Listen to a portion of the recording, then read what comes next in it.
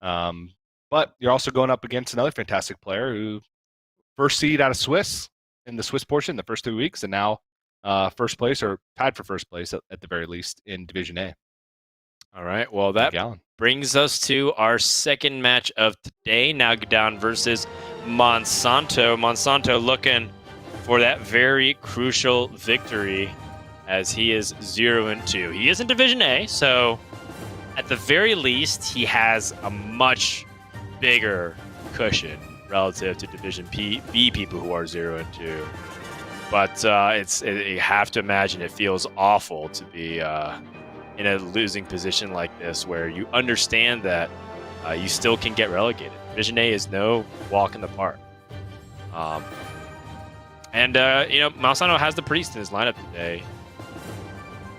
It's a non-warlock banned warrior lineup, which is intriguing to me because part of the theory behind bringing priest is that it would beat warrior, and yet he's bringing priest and banning warrior. Yeah, this is a controversial one, Dan. Very controversial one. Well, I think there isn't much controversy to believe that priest beats the warrior. The controversy lies in whether or not you should bring priest and ban warrior, right? Yes. Well, I also think there is some controversy that priest beats warrior. At least on like a hyper consistent level in Grandmasters. Yes, ladder stats would say that priest beats warrior. But I do think that this is a different environment. I think that you're having to prepare for many other matchups. I think that overall players don't play as well against priests on ladder. They don't play around cards that they need to play around. And I mentioned it yesterday, but just a single card, Grom Hellscream, added into warrior decks has made the matchup go significantly more towards the warrior. Not favored, but it gave it 10 percentage points in the matchup. And I guess Monsanto agrees, because he banned warrior. Fair enough. I feel like priest has a very good win rate versus warrior, and I think my reasoning is that one, obviously data does kind of support that, but two, I think that it's really up to the warrior to draw well and for the priest to draw kind of awkwardly for warrior to have a chance. I think the average draws tend to pan out better for priest, which is why I think that is the case. However, it feels like there's also a ton of variation amongst priest deck lists. I think that's another thing to maybe call into question, is that are the priest players who are bringing them to Grandmasters into tournaments, are they bringing the right deck list to fight warrior? And I think that also might be a question worth asking here, because yesterday we saw the warriors beat the priest, but it was because like priest was holding cards like Wild Pyromancer and Holy Ripple, and like those cards don't do anything against those kind like Bomb Wrangler setups, you know? So obviously, though, they're not trying to target warrior with those cards. They're trying to target other decks that are susceptible to 1 damage AoE, primarily if they're going to leave up Demon Hunter. But it is surprising to me to see that the priest deck lists lose so handily, but when you look a little bit closer at the finer details, maybe it's not that surprising. Well, it's surprising when they leave up warrior purposefully and ban the decks that they seemingly would have better matchups against based on their tech choices. Mm-hmm. I guess it is an argument of, are they just making the right choice in general? But you know, there's a lot of players right now who are in top 100 Legend who are exclusively playing priest. Zanana Nana Nana, nah. I don't know if I put in enough nas, tweeted out earlier. He hit rank 1 Legend with priest that it's heavily favored for priest versus warrior. Interesting. And, the lists differ like slightly, but at the same time, it's very similar to the decks that players are bringing. And I don't know, it's kind of a conundrum, because players keep doing it and having no success, even though those players are having success with it on ladder against the matchup. And it could be down to a lot of factors, but Monsanto just says, you know what, I don't want to deal with it. Conquest is a different beast altogether. Yes, he may think that his priest does the best against Warrior out of his other decks, but Warrior might just do much better against whatever else Monsanto has. And in that case, it makes sense to ban the Warrior and leave up something else that he might have a better chance with his own Demon Hunter or his own Rogue. So we'll see if those will pay off. But another thing to mention, and PNC has tweeted out many times over the past couple weeks, is that so far in Grandmasters in 2020, across the 3 weeks of Swiss and now in the round robin, he has not beaten the 2 Argentinian players, Nalguidan or PNC, at all. Every time they met in Swiss, every time they met in top 8, he's lost to him. That's right. Monsanto tweeted out right before this match that he loses all the time to the Argentinians. He said, will I finally be able to beat the curse and win versus an Argentinian player? I most definitely do. Yeah. And, I feel like if you're Monsanto, who has, one of the highest win rates in Grandmasters regular season, he's a top HCT point earner. He's also a wicked electric guitarist. You got a lot going for you, but it seems like this season just hasn't really been going in his direction. Funny enough, Nalguidan actually tweeted right in reply to him saying, "Can you wait till the next time? Because I need the win too." Both these players currently winless right now in GM. Demons. A little bit worse off for Monsanto since he played 2 matches in week 1 and lost them both, whereas Nalguidan just 0-1, so has an extra game worth of wiggle room to get things going.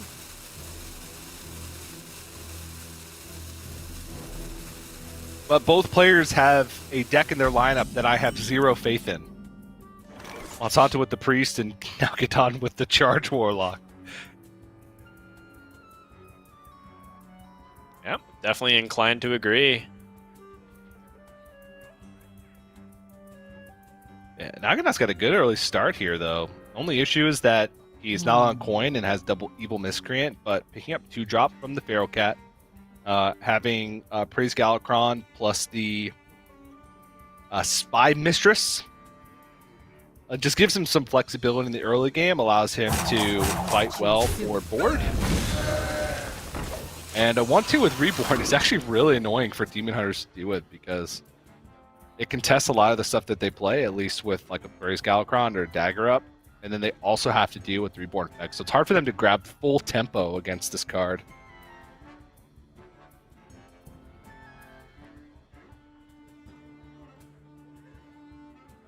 Yeah, Reborn in general. The Feral Cat into a Reborn 2-mana minion.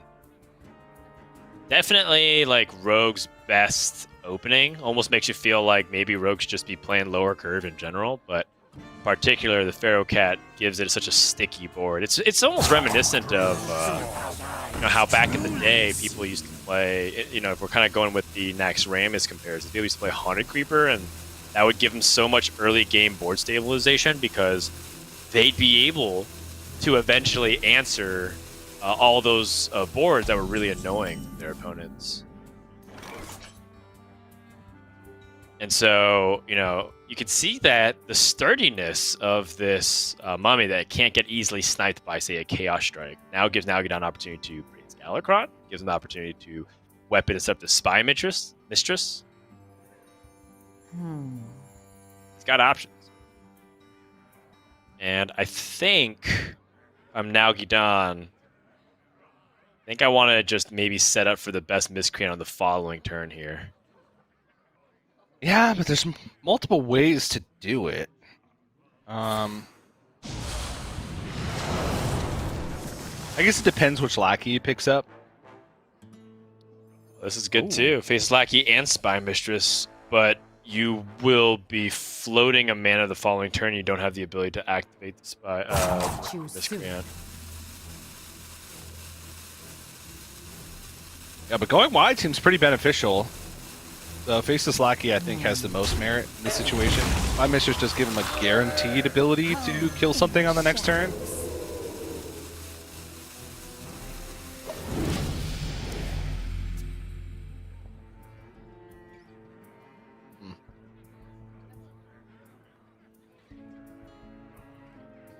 Yeah, so I think the way Nalguidan evaluated was that this play gives him a little bit extra health.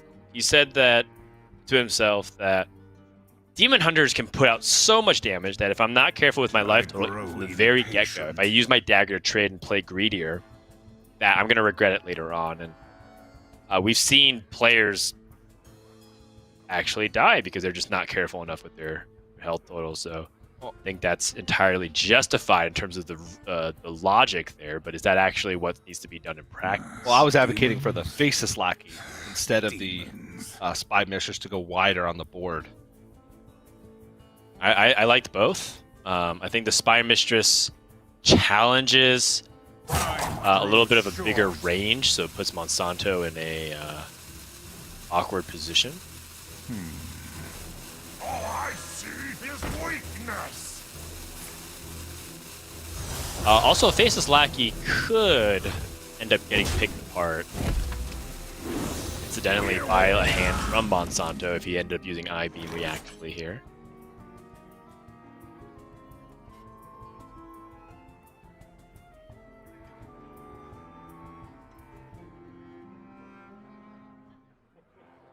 Well, the Seal Fate draw makes things interesting. Nalguidan floated the mana last turn to be able to set up for Faceless Lackey plus Evil Miscreant, but it seems like a much cleaner clear, and it even has the option, like if you were to pick up Kobold Lackey, to hold back on the Spy Mistress. Still has the opportunity to hold back on the Spy Mistress. Lightwell is actually incredibly annoying. 5 health, and Monsanto can't just leave this up because then it'll gate much of the damage that he's going to be able to do. Oh yeah. Not to mention that, if Nalguidan's able to stick things onto the board, which Monsanto is most likely going to have to allow here no matter what he does, the threat of Faceless Corruptor is going to start losing him a bunch of tempo. I guess it's a smaller concern because he does have Warglues of Azeroth, but a lot of time, Faceless Corruptor can be the turning point for the Rogue deck, where they just start saying, okay, I'm going to start fighting actively and pushing damage like the traditional Rogue playstyle. Just largely because of how much stats on them. You're talking about, Oasis Surger level of pressure for the Quest Druid, right? Where the moment Quest Druid plays Oasis Surger, that's when the game gets real, right? For the Druid, because before the first 4 turns, it's all kind of just whatever while they get the quest. Some nice raw stats. Alright. Monsanto doesn't have a great follow-up to Warglaves, but at this point, he just kind of has to take it. He realizes that this is more of a board battle than try and push damage battle. Holds on to do another swing of the Warglaves from Azeroth just to make sure that he's got insurance for the definite possibility that Nalguidan goes a little bit wider this turn. That's exactly what he's going to do. And these boards are very annoying for Demon Hunter. They don't have those wide clears outside of Altruist. Very Dragon.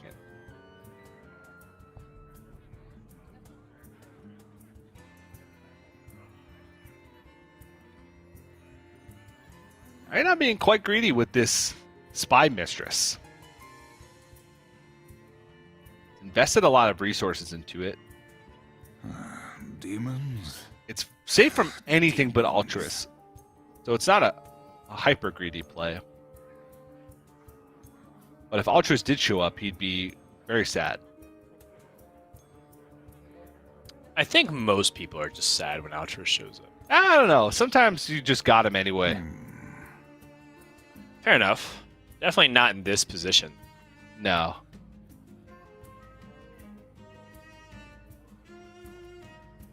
Well, if you're Monsanto, you do have that Satyr Overseer, and it's looking pretty juicy. Yeah, Satyr Overseer plus a hero power. Or even just the hero power means that he gets to attack 3 times. Actually, wait, 4 times, right? No, 3 times. He only had 2 charges left. So he gets to use the base attack for the 3rd attack since he attacks minion. Which means that he gets to go nice and wide on board with these 2/2s. And he's really trying to get Nalguidan to trade off the Spy Mistress. He's like, look, I even buffed the Satyr Overseer's health. Just kill it, please. Right, and it's highlighted by the glitter glow that they get because of the health buff. It's like, ooh, sparkling. You want to trade into this thing, don't you? Oh, wow. Betrayal. Betrayal just nuts, TJ. Yes, absolutely. He could even throw in an evil miscreant. I don't think... Alright, if he wants to get really greedy, he could eviscerate the Satyr Overseer, Betrayal, and then hold on to the Spy Mistress again. But I think the evil miscreant to make sure that he banks the mana for lackeys is pretty crucial here. It's just too... That's too... I'm okay with it. That's like Scrooge McDuck. Yeah. Oh, alright. Where do you go here from Monsanto?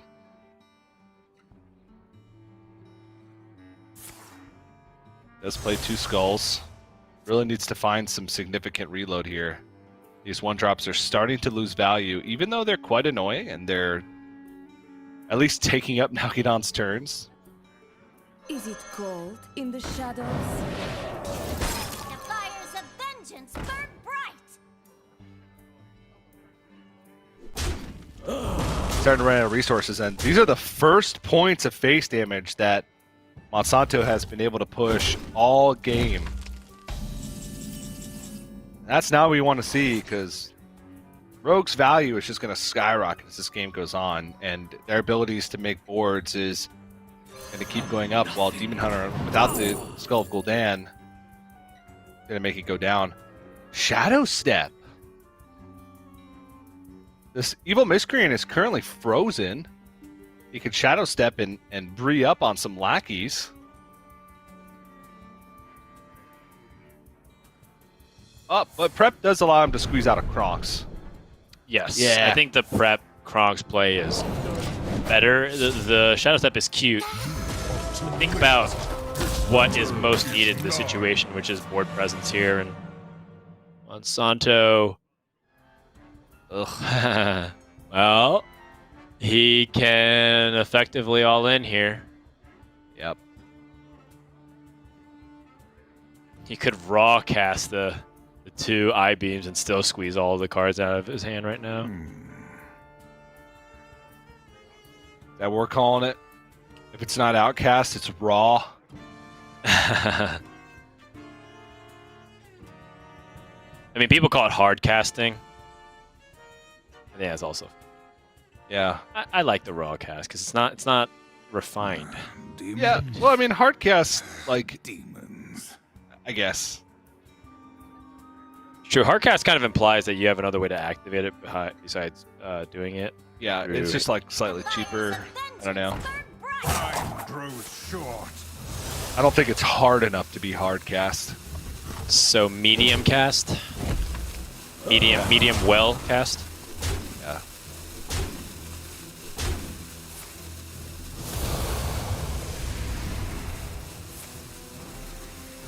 Cloud to better hope that his next draw is Skull of Gul'dan into a couple of Glade-bound atoms and Metamorphosis.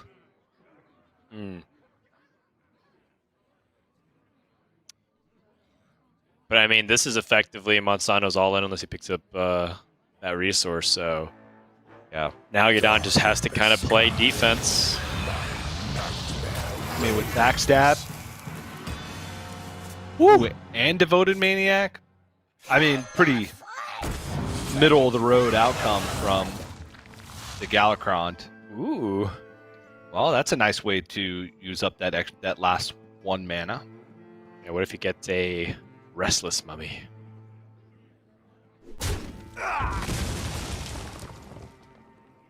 Or what about the Wrath Spike Brute? That's 5. Well, you could get a 5-drop also. Ah. Okay, still well statted enough to fight back onto board. Monsanto needs some help. He is very far away. And this looks like Monsanto is Float a lot of mana crystals here. It's not determined. I mean, Nalguidan is not exactly swimming in the resources here. Yeah, but a Draconic Lackey by itself is almost enough. As long as he picks up Is something it cold reasonably in the shadows? statted, he's set to fight throughout the rest of this game. And Frozen Shadow Weaver honestly shuts off some of the comeback mechanics from Monsanto. It'd be like 4 plays Vaznoth or Claybind Adept to try and stick some damage. And that shuts that off and at least buys him a turn. Oh, wow. Okay. On wings of evil. Well, now he's not lacking out resources at all. I could see Mare for all three of those, but a basic Draconid. Hardest to interact with for sure. Yep. No need to Shadow Step just yet, I agree. Okay, well, it's a little late for that. And I think Monsanto's just going to have to pass and let the Skull of Gul'dan come to his hand.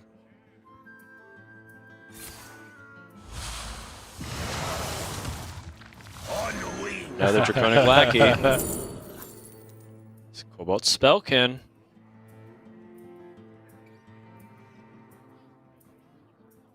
What I don't like about the Fairy Dragon is that it does actually play into Altruist more. Yeah. And I think Nalguidan is aware of that. Yeah. Oh, also incidentally enough, because of the Spellkin, he actually gets the buff. That's funny.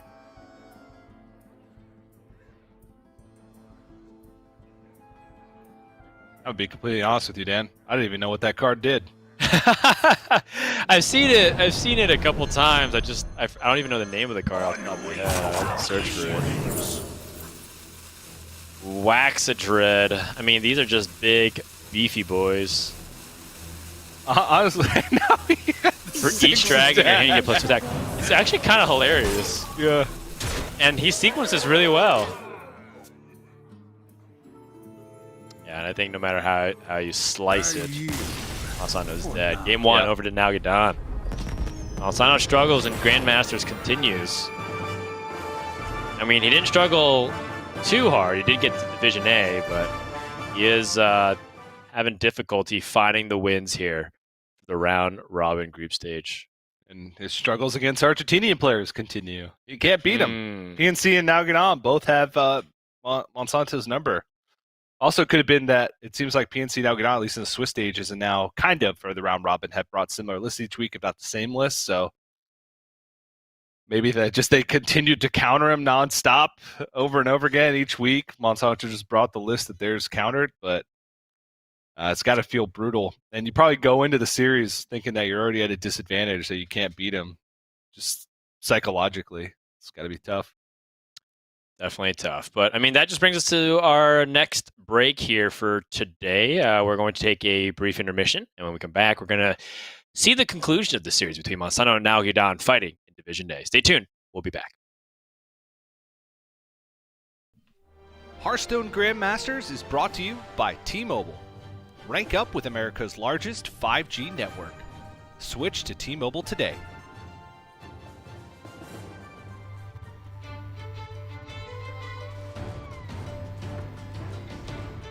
If you had a boat, what would you name it? A boat? Yes.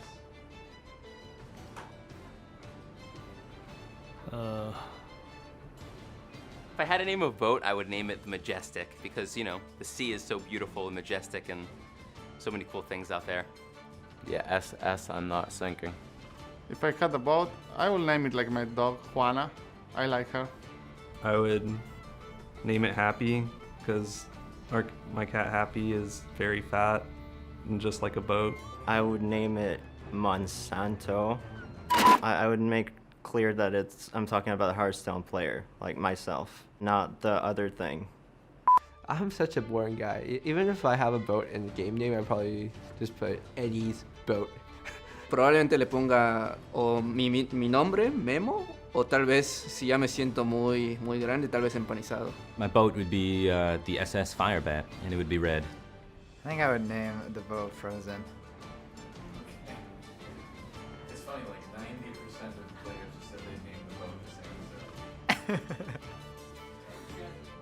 Very creative.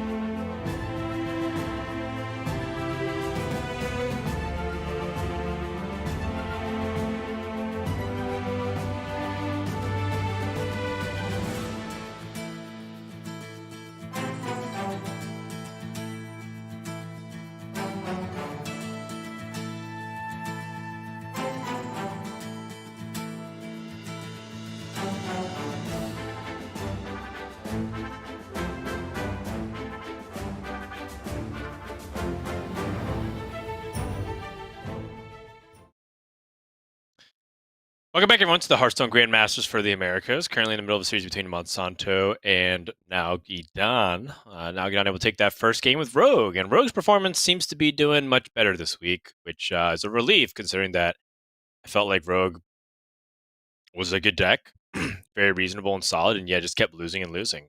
And perhaps this week's win rate will justify a little bit more in this lineup, but also could be just an evolving form of the metagame, considering that, for example, we have more priests, and Rogue seems to be well equipped to fight against priests. As we go into game number 2 here, keep in mind that Nalguidan, this is just a second series, but if Monsanto loses his third series, he would be kind of in that watch zone of like, is he going to finish bottom 2? Because he's just going to play catch up to the rest of the division. You realistically could finish, 3 and 4 and still kind of be tied for like 7th, for example. If the rest of the divisions are also really, really close and tiebreakers do ensue. So you got to be able to get those wins as best as you can. And if you're ever curious as to what those standings are, make sure you go to playhearthstone.com/esports, where there's a standings page. And go ahead and check out how everything is shaken up. Yeah, it's both these players really needing a win this week. And even though players in Division A are safer from relegation, doesn't mean that they can't be relegated. They just have a little bit of an advantage. And now we're going to go into Demon Hunter versus Zoo Warlock, a matchup that I feel like we've seen a ton over the past couple weeks. Nalguidan keeping imprisoned Scrap Imp and throwing away the Nightshade Matron, but keeping on to 2 1-drops.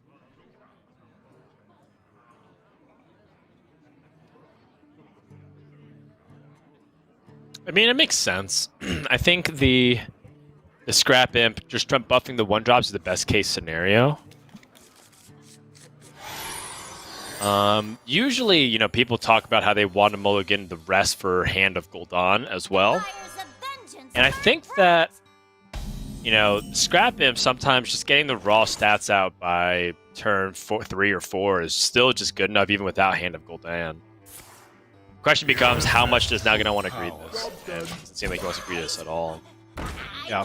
I wanted to ask you, TJ, was there merit to Expired Merchant on 2? Or on 1, and then you know that it's inevitably going to die, so you can Scrap Imp on 2. Really, that's pretty greedy. That's super greedy, right? Like, that's just, like, way too greedy? Okay. Yeah. I just wanted to check, because, like, the idea popped in my mind, and sometimes you just want to give it a little bit of entertainment. Yeah. No, I get it, Dan. I get it. I've done my fair share of greedy Zoo Warlock plays, but against Demon Hunter, doesn't often pay off. If it was Rogue or something, I think that actually would have been a line worth considering, because they will take some time to ramp up and give you that time to do it. Yeah, and Monsanto saw a 3 keep. Oh my! All right, call the police. Jeez. Oof. Oh. And Monsanto's got to be thinking to himself, all right, he 3 kept. He played the Scrap Imp, which is a card that he kept, but he didn't play the 2 other cards that he kept, but he still had Expired Merchant, Hand of Gul'dan. If I were Monsanto, I would just be livid right now. Grow impatient. Yeah, I mean, it could be... There is a possibility that Nalguidan's other 2 cards were the other Expired Merchant and the other Hand of Gul'dan. Sure. But the way... Yeah, like, Monsanto wouldn't know that was the case. It just the optics on that. Woo! Yeah. Tough to swallow. Now, Here, Monsanto. It's not over yet, because Monsanto can go 3 1-drops here, attack, buff the Battle Fiend. Nalguidan's going to have a turn of development before he can start trading in these big minions. And Monsanto has Metamorphosis.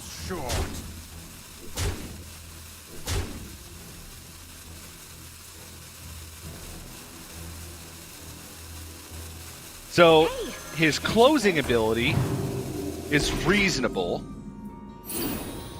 It's just, does he have time? Because Nalguidan here just plays most likely 3 1-drops. Monsanto can ignore all of them and push 4, 5, 6, 7, 8, 11. Which will still force Nalguidan to make some trades next turn. I don't know. Maybe it's doable. Zoo loses this game, it's the worst deck in the history of decks. I got you, friend. Yes, TJ. I think that is a complete fair statement to make. Oh, good pickup. He has to trade something. Is pretty close to ideal for Monsanto, if not the best draw in his deck. Yeah. This Battle Fiend, living up to the name, it's going to be an absolute terror to deal with for Nalguidan. But he does have the nice Shade and Matron for the following turn. How do you do this? Very carefully. If you're trading something in, you probably want to kill something.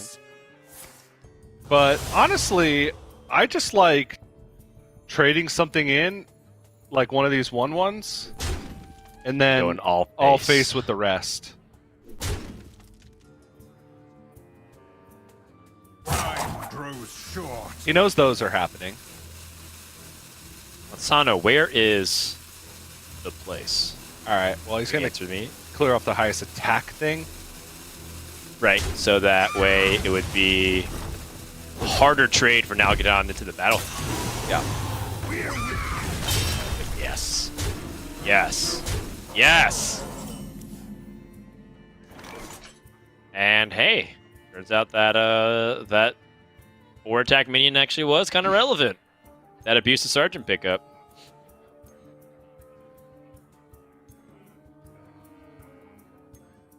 Yeah, this Battle Fiend's really annoying. He has to trade twice into it to deal with it, which means he leaves another minion on board. it will be a race to the finish. I think if I'm Nalguidan, I'm thinking about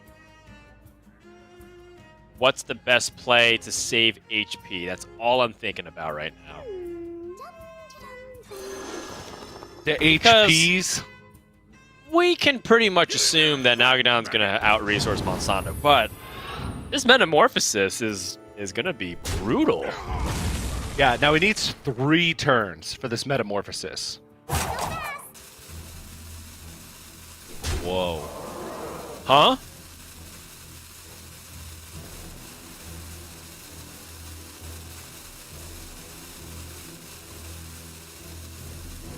Wow. Wow. Wow, TJ. This is a 2-turn. It's a 2-turn lethal setup, and Monsanto has to respond to this. I love this play from Nalguidan. I was almost reserved. I even said it, right? If you're Nalguidan and you're thinking about what's the best way to preserve HP, now Monsanto has to be the one that's like, oh my goodness, I have to worry about dying next turn. Yeah. And it's not an easy series of clears. These have a lot of health. So if Monsanto clears only one of these minions, Nalguidan has lethal through Soulfire.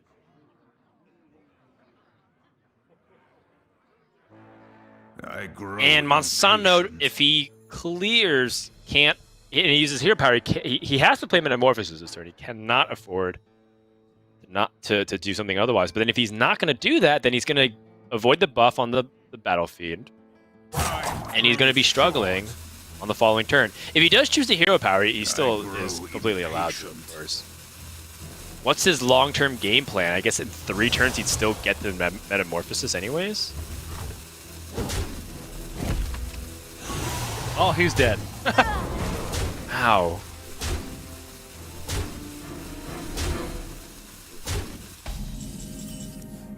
It's a game of Hearthstone chicken. And Nalguidan. Monsanto doesn't even want to see the rest. He knows what's happening. The moment Nalguidan targets the face, he says, that's it. Concede. I mean, so we've seen how inconsistent Zoo is, but that's why people still bring it. Because sometimes you just get what are pretty unbeatable hands. Because Monsanto had a great start.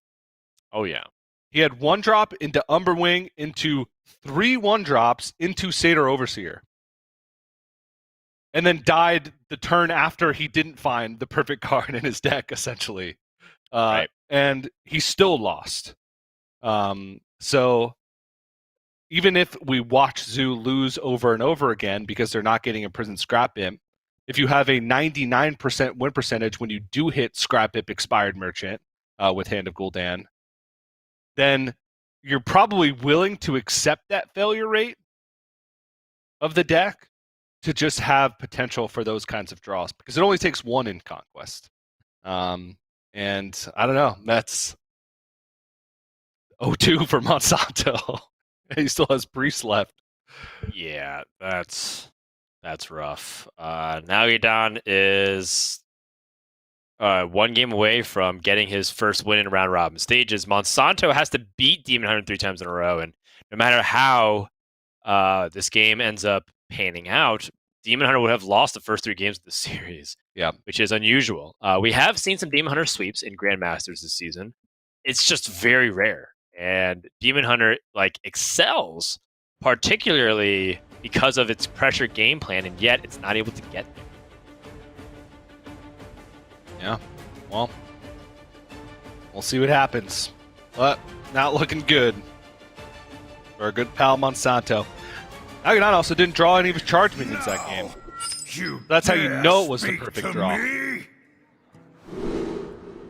Because he didn't draw the bad cards in his deck.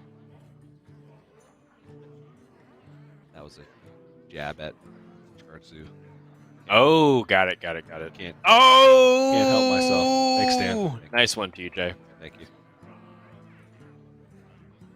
Appreciate that. I needed it. Oh, 3 keep for Nalguidan. Oh. This is Monsanto is smiling because he saw a 3-keep.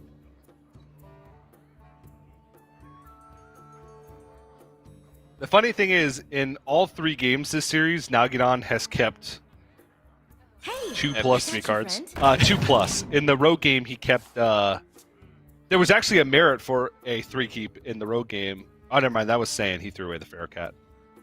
What did he? Yeah, no, he did 3-keep in the rogue game. I'm pretty sure. I'm not sure, but that leaves Monsanto with a sly smile. Yes, those are the possibilities, TJ. Now that we've mapped out what could have happened, this 3-keep from Nalguidan with the beaming sidekick on turn 1. Monsanto needs to respond to it. Chooses to coin Chaos Strike. That's a lot of respect. And I think it's because he's anticipating Nalguidan to potentially have another beaming sidekick. Psych! It's a Chaos Strike. More like Chaos Psych. I'm just trying to keep up with you, dude. I'm usually just trying to keep up with myself, so. I grow Good luck. impatient.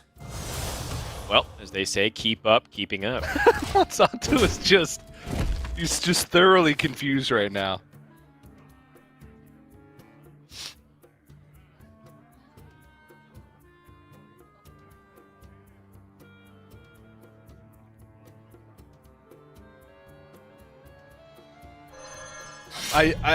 I do agree with the keep in theory, because if you're fighting like the normal Demon Hunter style of like aggressively fighting for board early, it makes sense.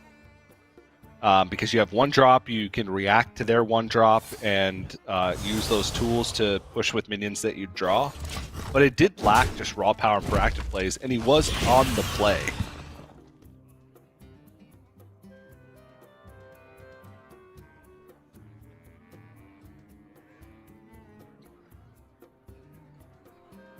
I think I might even try and look for like Umberwing or something along those lines. Maybe keep like Beaming Sidekick and Twin Slice. But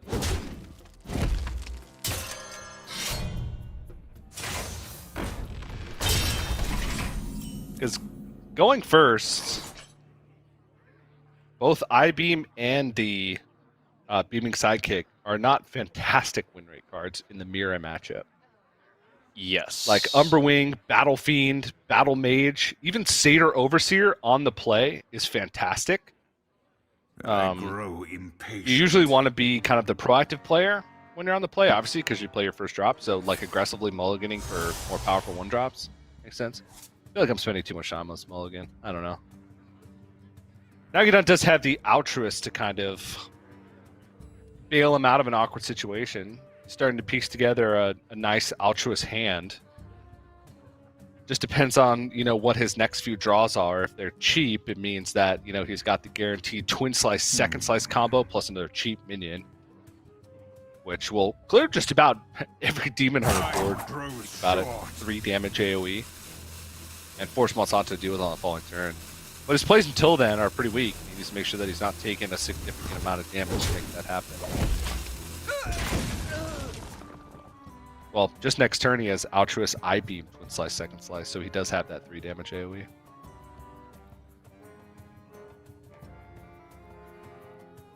So not looking too bad, honestly. Yeah, I mean, things for Nalguidan are super slow, and these early keeps from Nalguidan not going to pay off because of the Frozen Shadow Weaver. This is a pretty severe punish. And I gotta say, in the mirror, if you're not able to play these early game mulligans, you're going to be in a position where you're going to get hurt. But Nalguidan does have that Altruist ready to swing.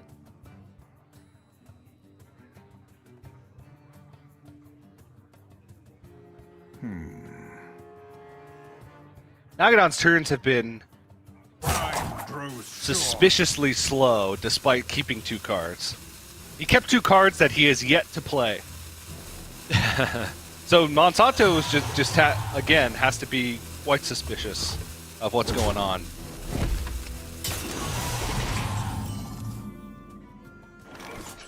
Oh, wow. Oh, jeez. Are you serious? So the altruist beaming sidekick I-beam play here. Oh, he can't do it all. He doesn't have the mana. Oh, you're right. Still got to go for it, though. I mean, he could go Altruist, I-beam, Second Slice. Yeah, just the Twin Slice. Yeah, not even Second Slice. I was honestly thinking he could go for, instead of using the Twin Slice, use the Twin Slice, but then Second Slice as well. Or, no, use the Twin Slice just to get the Second Slice and Beaming Sidekick instead of I-beam. It's true. Because the 3 damage A we would clear it anyway. The I-beam was like slightly redundant. Right. But then he doesn't have the slice for next turn. Yeah, which he has Gladebound Adept in hand, so. And I think it might be important to keep up that tempo because you have Battle Fiend and you want to try to get onto the board. Yeah. So I like holding on to the second slice. I grow impatient.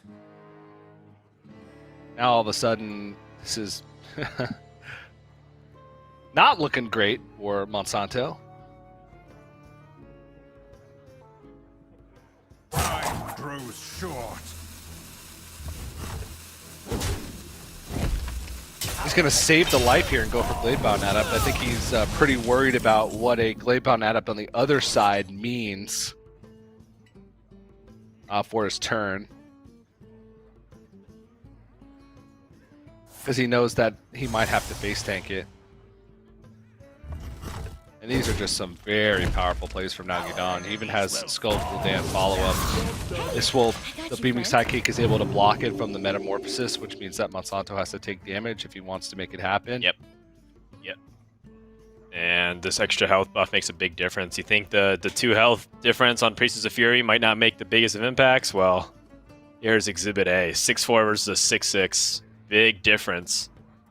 So the 2 health that Priestess of Fury is going to take, also a very big impact. Yeah. Even though people hadn't already been playing.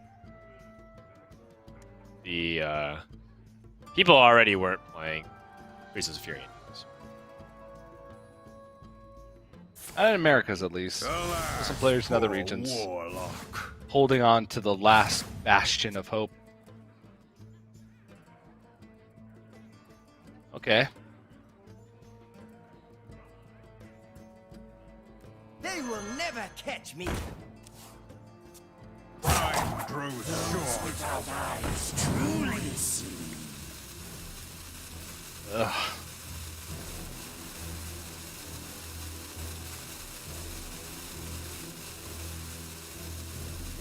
I honestly don't even know what I'm looking for here. You're taking 6. 7, most likely.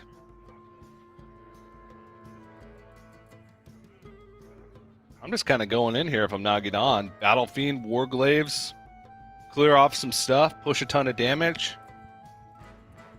Go for the Killing Blow Skull next turn.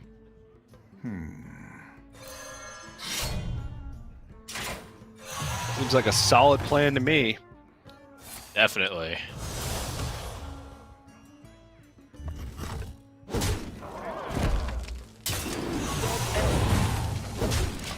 Overall, I mean, this is just super powerful, and Monsanto has to answer the crazy amount of pressure, and he's really not going to be able to just with this. Hold on.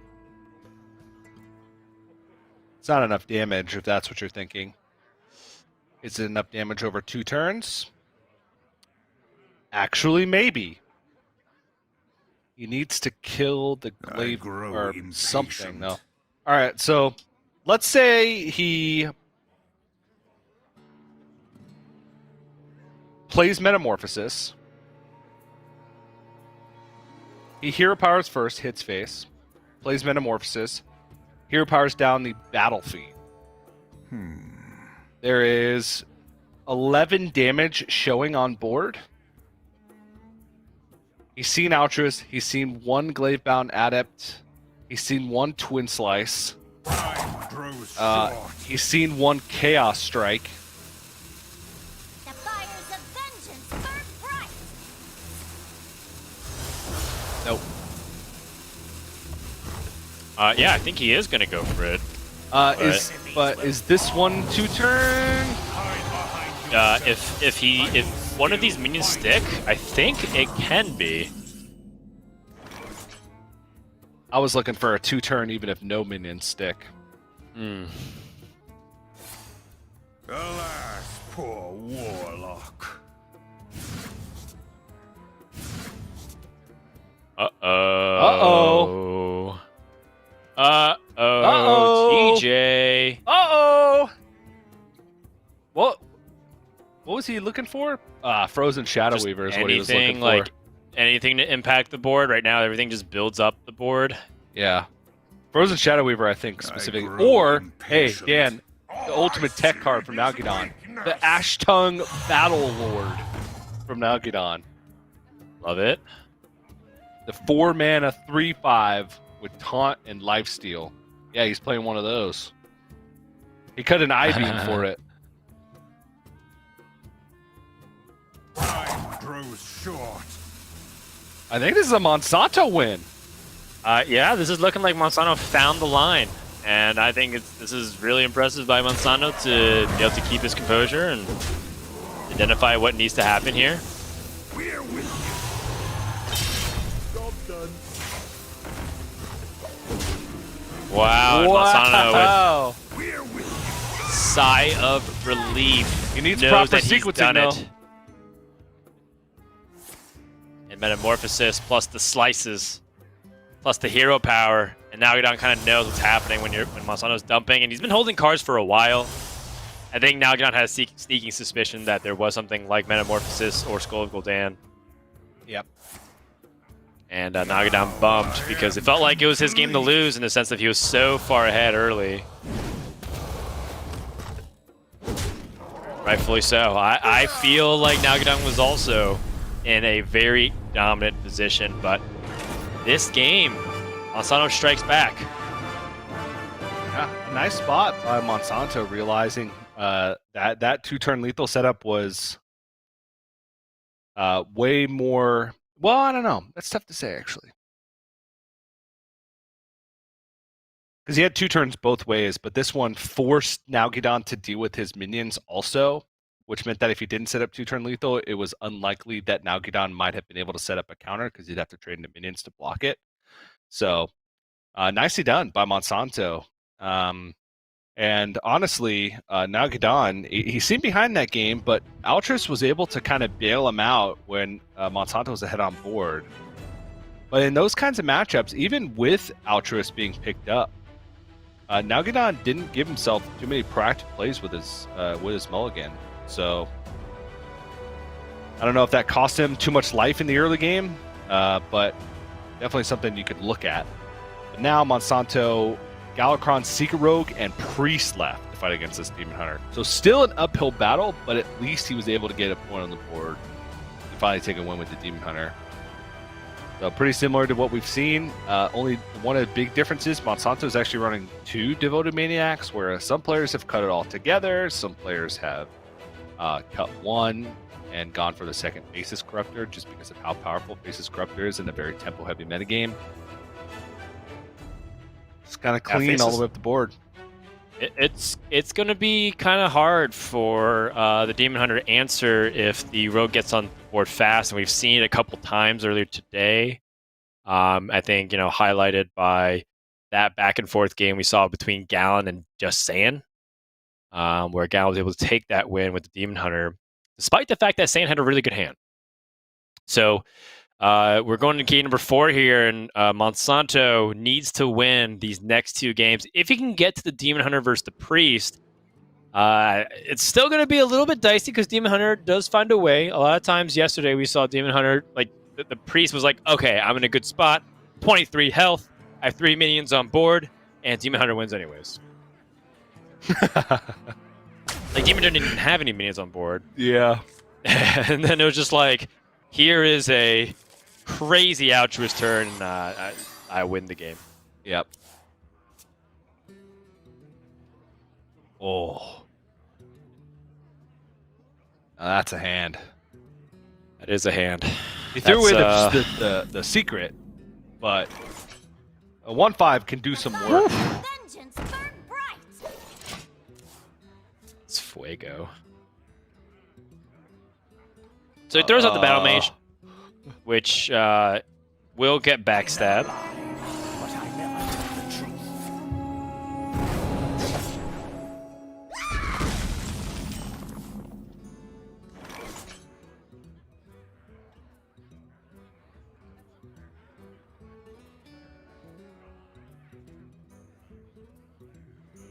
Not great follow-up from Monsanto. He has Seal Fate, but after that, a couple of Shadow Steps.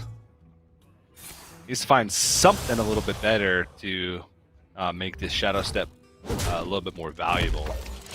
Right. Oh.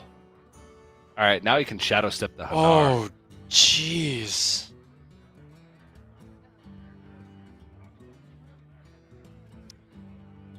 Do you Shadow Step to Hanar? Maybe you just Seal Fate and move on.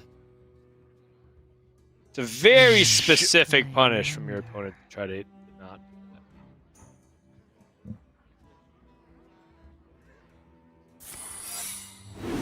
Okay. Paladin secret is eye for an eye. Not exactly what he's looking for here.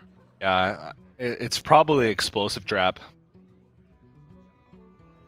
There was so many ways to play that turn. First one was just Seal Fate, it had hit face and pass.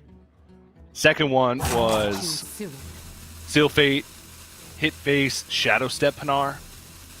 And even after this, it's like, okay, eye for an eye, pick a secret. If you don't find what you want, Shadow Step then Hanar, take the damage. Ooh. Oh, I want him to take the pack tactics.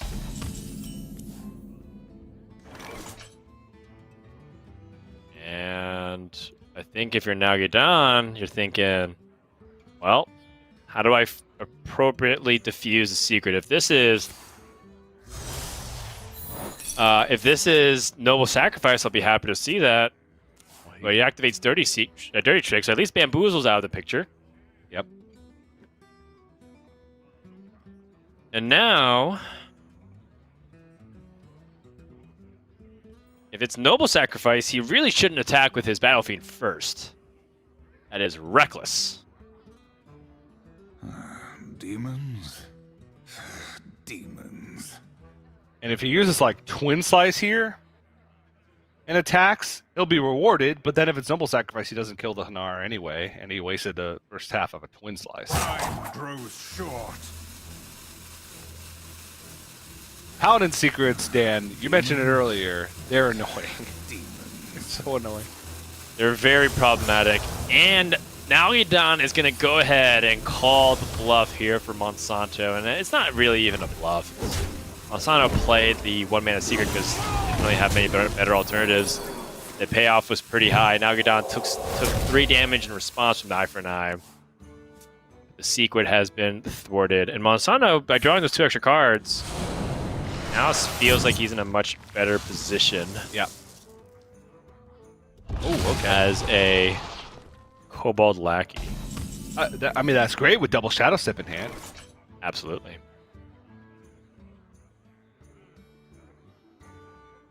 Nalguidan, though, his hand's starting to look, for me, mighty fine. I love when I have Skull that's nearly outcast and Altruist in the same hand. Patient.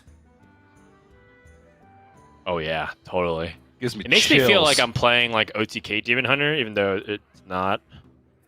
It feels like it though. Yeah.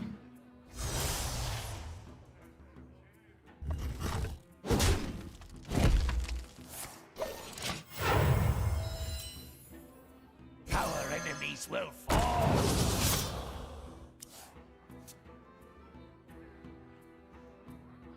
Ooh.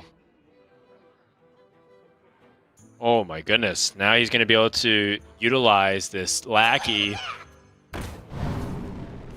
Oh, interesting.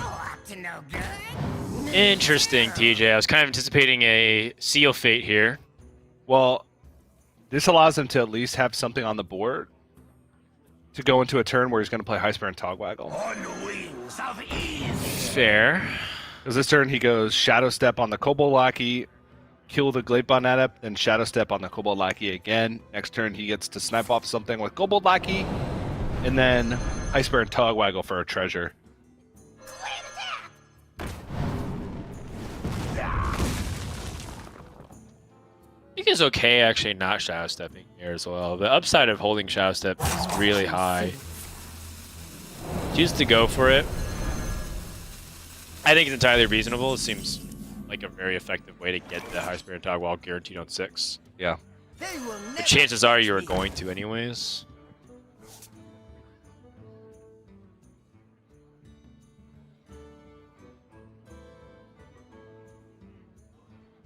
Actually, were there that many ways for Nalguidan to punish Monsanto? Altruist, I-Beam.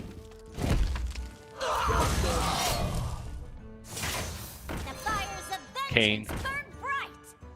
Warglaives. Yeah, it's not that many, to be honest. That's only like 3 cards, but I think Warglaives still, was probably the biggest. Yeah, the Warglaives is definitely the one to consider. But then he's like using all these charges on 1/1s. I wouldn't hate it. But getting that treasure is really important, just even doing it a turn earlier. I'm taking Crown here. Let's go. Zarek's Crown? Giddy up. Why is that? I don't know. It's more fun. Sure. People just pick Wand a lot, Dan. You know, you get sick of it. You get sick of seeing it after a while. Not me. The wand is very fun and interactive. Mm-hmm. Alas, poor warlock. Well, clearly one of us thinks that.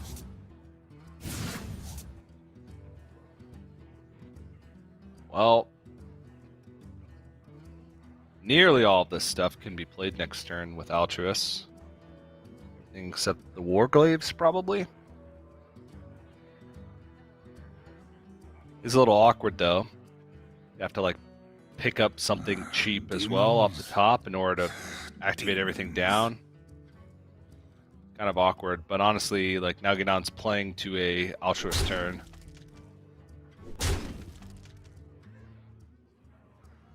Time grows short. That's all he can really do. I guess that is like the merit for wanting to pick Crown. Like, if you're ahead on board by that much, I guess he didn't know that he'd be ahead on board, and that's the big thing. Yeah, that's also totally fair. In this case, Monsanto.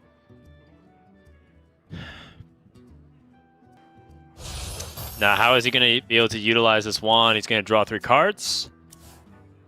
Finds decent options. I wouldn't say the flick is... I think the flick is great. I think the other 2 are pretty meh, so about average. Oh, Ice Bear. He seems like he's taking it very slow here, TJ. So with this, I believe Galakrond... Is his second invoke? Second invoke? Yeah, I think so. The Seal Fate plus that. And has 2 more in hand through the form of the Shield of Galakrond plus the Seal Fate. So that is what you can do for 8 mana. And then it can lead up into the Galakrond fully invoked.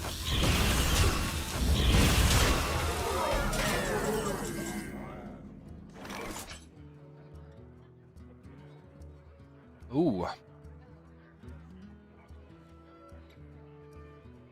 Satyr Overseer plus Warglaives. Not usually a play that you can make on 7. But unlocked here from Nalguidan. He can even throw in a Chaos Strike if he wants to really go in. Problem is, He doesn't know what this secret is. If he goes wide in the board with a bunch of small minions, he's vulnerable to a flame ward, which it could very well be. Secondly, a lot of cards in hand. Monsanto drew a bunch, didn't play that many. Flick is a potential punish as well. And Nalguidan, his Altruist is kind of stranded with these expensive cards on the ends with Kane and with Frenzy Bellwing, which is expensive at first, but if that's what's blocking you from being able to cast the Outcast minions, then it's going to continue being expensive unless you can put some damage on preemptively, which I think is Nalguidan's plan here with the 4 glaives.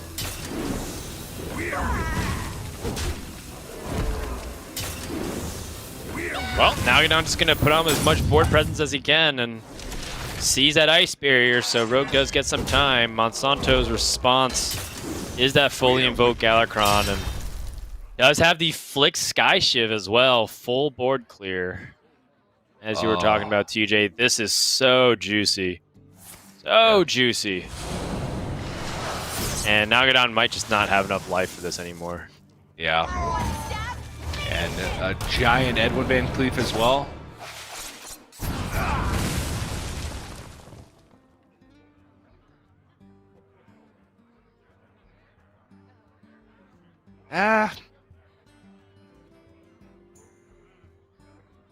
A small amount of merit to Shield of Galakrond plus Bamboozle.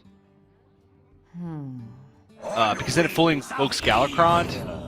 If a minion sticks, then you have the weapon swing from Galakrond. From next turn to end the game. But yeah, how's he dealing with Edwin? Edwin? Chances are Edwin's going to end the game here. Yeah. And Monsanto just really taking his time, thinking through every single possibility. Obviously does not want to play Bamboozle because that'll affect his Edwin. And Metamorphosis isn't enough here. Can Nalguidan do anything? Nope. That Metamorphosis draw is also probably really painful for Nalguidan. Yeah. Needed something cheap, but even then, I don't even know if it gets there.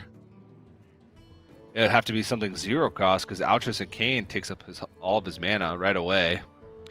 Yeah, he had an opportunity to do that, but like, I guess if he had Twin Slice, if it was exactly Twin Slice, he would. Yeah. 2, 3, 4, 5, 6 plus Kane, he still wouldn't kill the Edwin. Right. Without attacking into it. Yeah.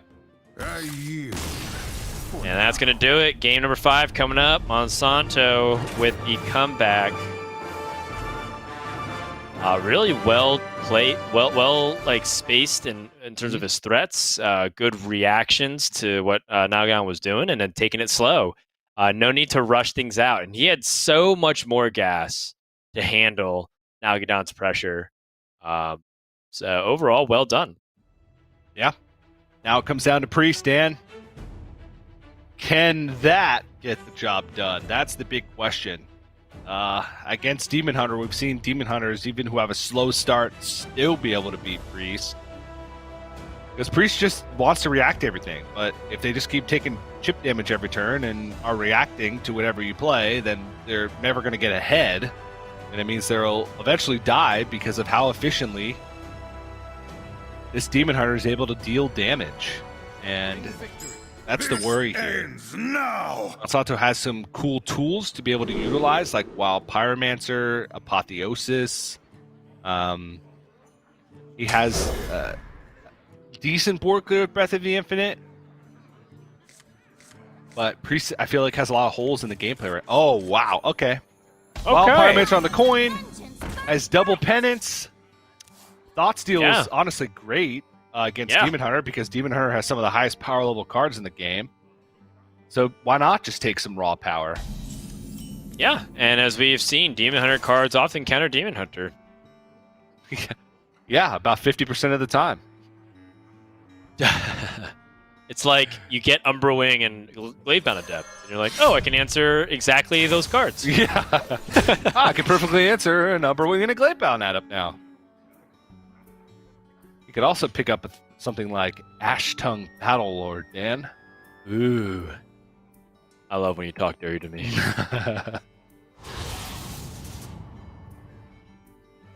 Oh, okay. Well, Pyromancer fodder. Wow. Well, it's almost like too many spells. Pyromancer's gonna die before he can get up all these spell stuff. Yeah. I guess he could heal it in between, though. Yeah. I guess he couldn't pick up Ash Tongue Battle Lord because it was in the hand already. That's a bummer.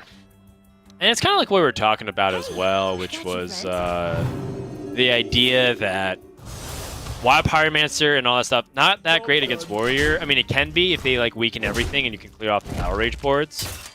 But there's a lot of times where it can be detrimental if they have eggs, if they're playing the Bomb Wrangler stuff, and a few of them are. But against Demon Hunter, right, that plays a bunch of 1 to 2 health minions a lot early game, Pyromancer could be huge. Yeah.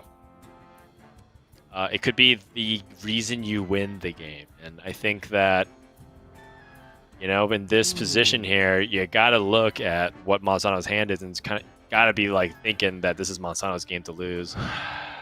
Yeah. The thing that I want to be careful of if I'm Monsanto is that's my only Wild Pyromancer. In the words of Raven, once you use it, it's gone.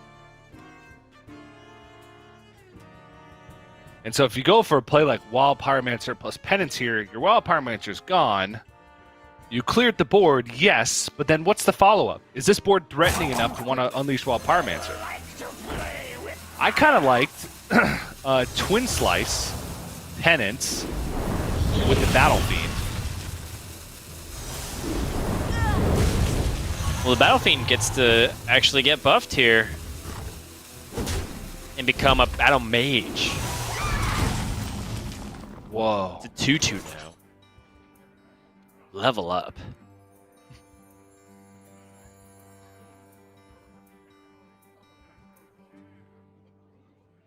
All I see is weakness.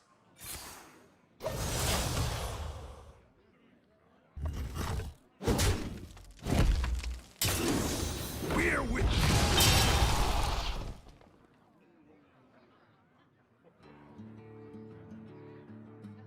Ooh.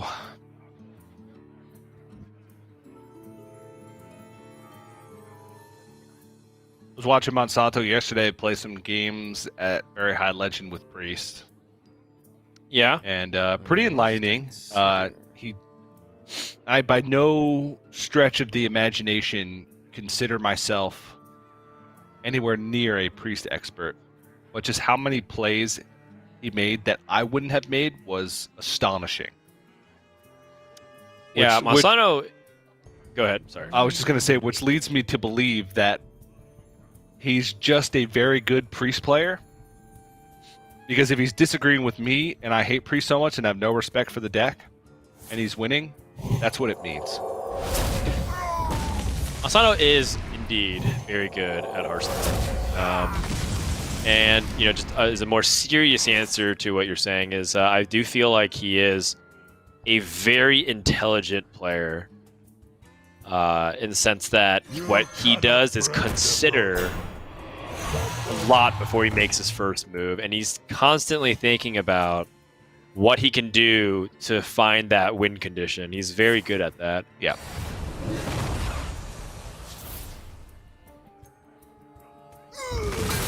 A time rip gets him an Ahmet. Okay. Things are looking up here for Monsanto. Very likely that he's going to be able to close out this game at this pace. However, Nalguidan, if he's able to draw, you know, Chaos Strike still gives him a chance to potentially pick up big plays. Yeah. And these plays are not going to be easy for Monsanto either, honestly. Ooh, oh, okay.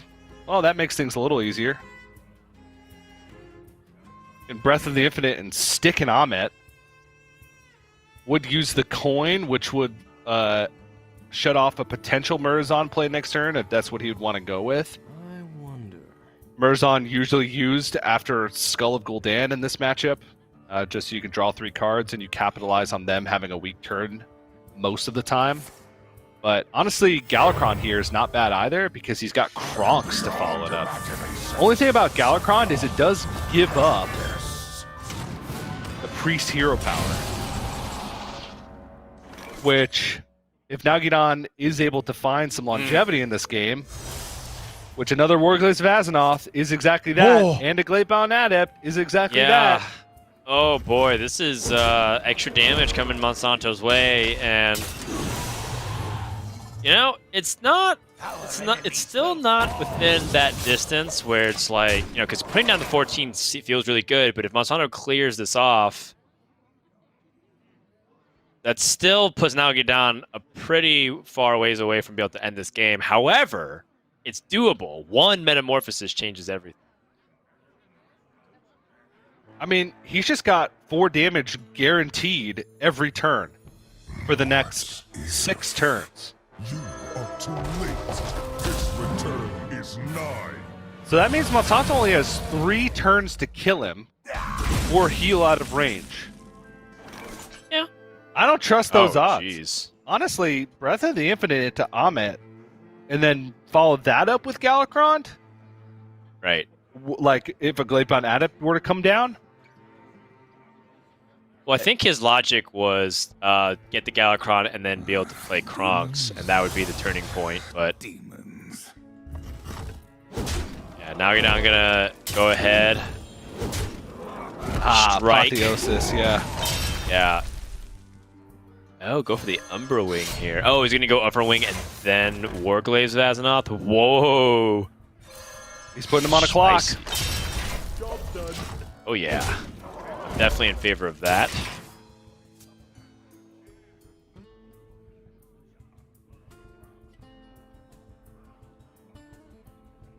Oh, jeez.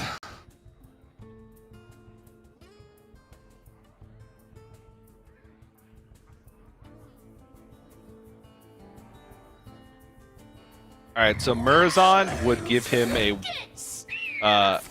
could potentially do it in the wrong order.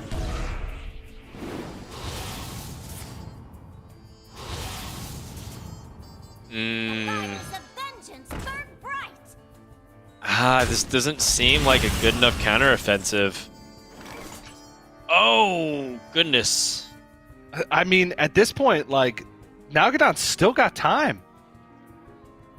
I mean, an Apotheosis draw at any point right means that he loses the game, but honestly, do you play around that? Oh, yeah, I because don't now he's out of know. Warglaze of Vazanoth swings. Yeah. Yeah. Again, I agree with your analysis. The Apotheosis is, like, devastatingly awful for Nalguidan, but... He has Metamorphosis and one Glatebound Adept and Kane Sun Fury. Oh, man. Left as direct damage. Also a Chaos Strike. Hero Power, Breath of the Infinite, and High Priest Ahmet. Or do you Murazon? Murazon doesn't even set up for a 2-turn lethal from his perspective.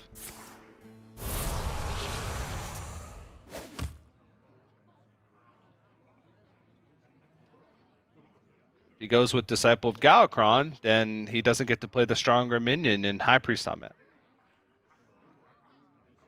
Also, Desperation option, which is Mass Dispel if he feels like he really needs to find a card. But honestly, no matter what he'd pick up this turn, I still feel like you want a minion. And then next turn, since you have a minion stick, leaving the Battle Mage up is the one that... Alright. So now, Nalguidan's out is Metamorphosis. That's a beaming sidekick. Still one last chance, perhaps? Yes. Yeah, not even playing this beaming sidekick. Point gives him a chance for, I don't know, more Apotheosis a lot healing? of chances. I don't know. Whoa. 1, 2. So 4 damage on the board. Madame Lazul is 5. Beamy Sidekick is 6. Cyber Galakrond is 7. Your demise be near. Okay. Is there something poetic about Altruis from a priest aggroing down a demon hunter? This is a very slow aggro approach, if that's the case. So this is going to come down to effectively one draw for Nalguidan. His 2 outs are Metamorphosis and the second Bladebound Adept. Kane's Sunfury is not enough. He could also go runner like Chaos Strike Twin Slice as a potential out. All right, Master Spell. If he picks up a Renew, that's clutch.